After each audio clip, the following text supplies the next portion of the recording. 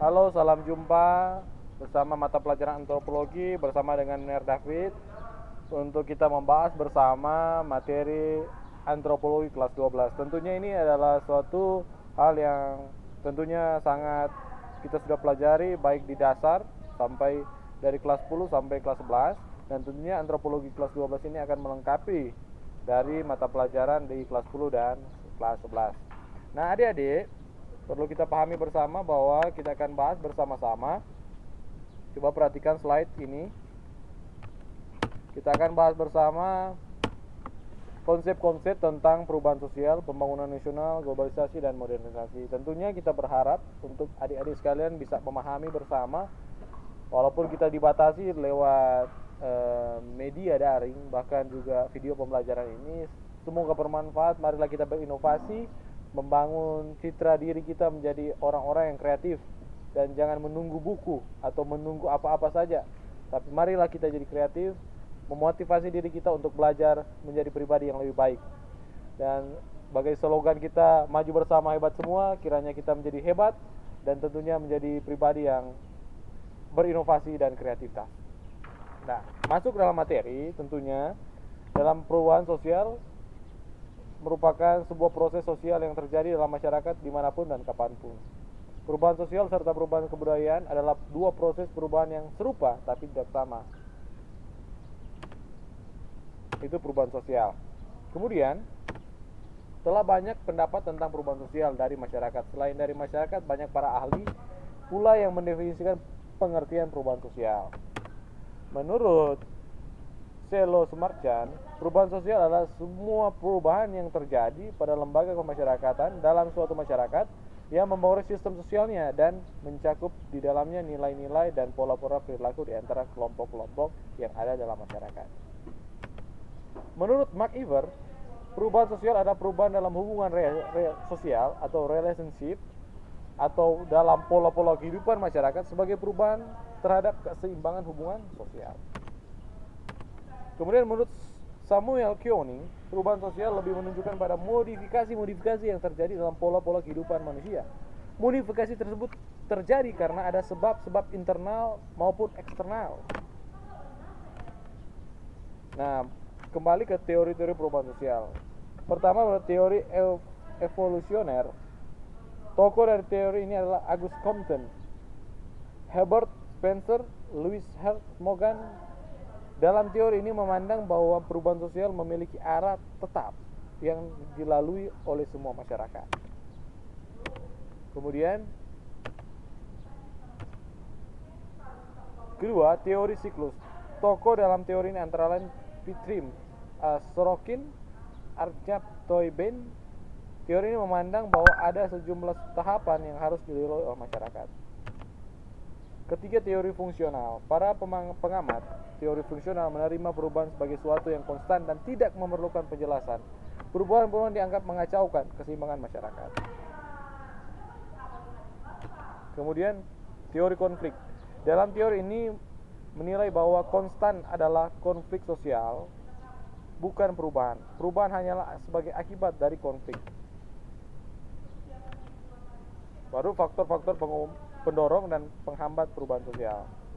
Masyarakat mengalami perubahan sosial karena adanya faktor penyebab yang berasal dari masyarakat, dari luar masyarakat, serta bersifat material dan immaterial. Namun selain faktor penyebab dalam perubahan sosial, juga terdapat faktor menghambat perubahan sosial. Berikut adalah faktor pendorong perubahan sosial. Sujono Sukanto mengemukakan faktor pendorong ataupun penyebab dari perubahan sosial dalam masyarakat. Antara lain, pertama, faktor intern. Dalam faktor penyebab suatu perubahan yang berasal dari dalam masyarakat itu sendiri, misalnya seperti bertambah atau berkurangnya penduduk yang berkaitan dengan mortalitas dan migrasi. Berikut, kedua, faktor ekstern. Faktor penyebab suatu perubahan berasal dari luar masyarakat itu sendiri, misalnya lingkungan alam. Karena terjadinya bencana alam, masyarakat hidup membutuhkan alam. Oleh karena itu, jika keadaan alam berubah, maka kehidupan masyarakat akan turut serta berubah. Jadi, kalau ada tanah longsor di lingkungan, tentunya akan terjadi faktor perubahan di lingkungan tersebut. Nanti dikembangkan lewat kita pelajari di media-media yang saat ini kita boleh cari, baik internet maupun buku. Nah, adik-adik, berikut faktor penghambat perubahan sosial. Nah, Sujono Sukanto mengemukakan faktor penghambat perubahan sosial dalam masyarakat adalah sebagai berikut. Kurangnya hubungan terhadap masyarakat lain, pendidikan yang masih terkebelakang, masyarakat yang bersikap tradisional, rasa takut integrasi kebudayaan tergoyah, prasangka buruk terhadap unsur budaya asing. Ini merupakan faktor penghambat perubahan sosial. Artinya perubahan itu kalau baik, orang harus kembangkan. Tapi kalau perubahan kebudayaan itu buruk atau tidak baik, itu ditinggalkan.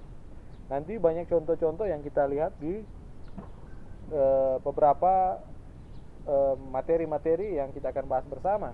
Tentunya kalau di sini kurang hubungan antara masyarakat, kalau DP hubungan dengan masyarakat antar individu itu buruk, tentunya dalam bersosial juga dia buruk. Pendidikan yang masih terkebelakang, artinya begini, pemerataan kehidupan bernegara, Indonesia juga perlu ada pemerataan pendidikan.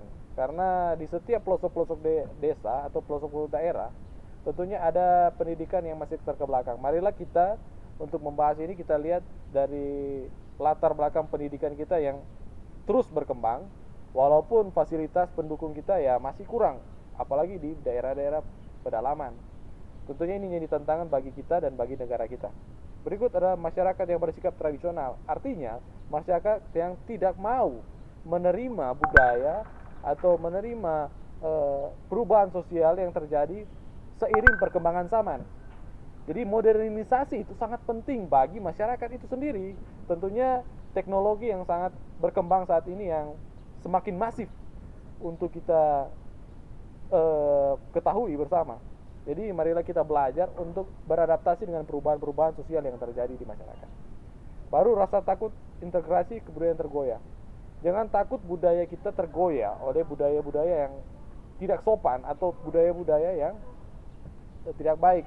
Sekarang ini sudah terjadi di masyarakat bagaimana budaya sopan santun, tata krama yang kurang dikembangkan karena sudah tergores oleh perkembangan zaman yang mengikis budaya-budaya yang sopan santun, tata krama, toleransi antar umat beragama, toleransi antar sesama, itu sudah tergores oleh budaya-budaya yang tidak baik, seperti menyangkal guru, menyangkal orang-orang yang lebih tua, bahkan juga tidak tahu bertata krama ketika bermedia sosial. Itu yang terjadi saat ini.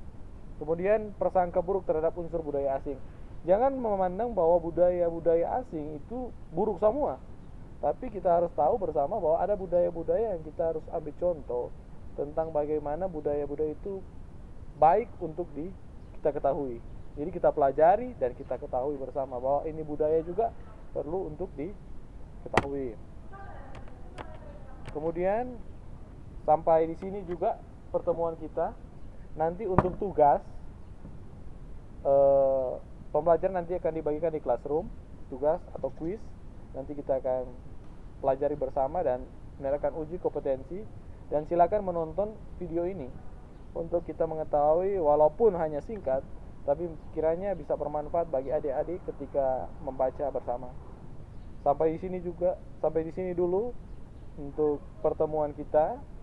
Kiranya kita bisa menonton. Jangan lupa untuk komen, menulis nama dan kelas, dan jangan lupa ikuti atau subscribe untuk kita lebih lanjut lagi membahas antropologi lebih dalam. Sampai jumpa di pertemuan berikut. Salam sehat, tetap semangat.